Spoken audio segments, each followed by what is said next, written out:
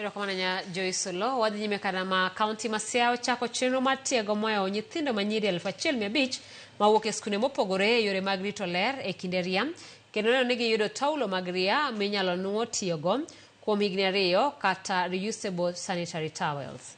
Kane oloso e sach tiegruok manobagi sub county ma Alego Usonga, jadatije ka Together for Better Foundation Laktar Aruna Vasani owacho ni kinde osechopo mayuto mar familia okowinjore roch somb nyithindo ahinya to mago manyiri.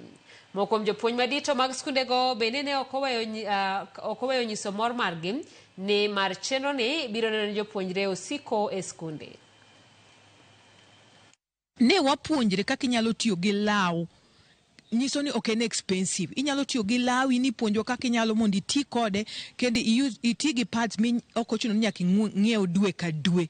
En pads mitiyo godo to inyalo loko to kendo iduogo iluoko. Emi waluonge ni reusable sanitary towel. En inyalo tiyo kode kuom higni 2. Mano nyiso ni kata mana jogo ma ok nyal nikech e kinde mathoth gimomiyo nyithindo gi koso ga sanitary towels gi nikech achiel en Sh80. Koro janyuol ng'iyo ni oter nyathi school koso ng'iew sanitary towel koro miyo nyathi manyako ni wiye kuot. I have been in a Siaya county for 1 week and I've seen the teen pregnancy is still the big challenge. Sex offences are still happening. Girls are missing out in a school. Numbers are still very high.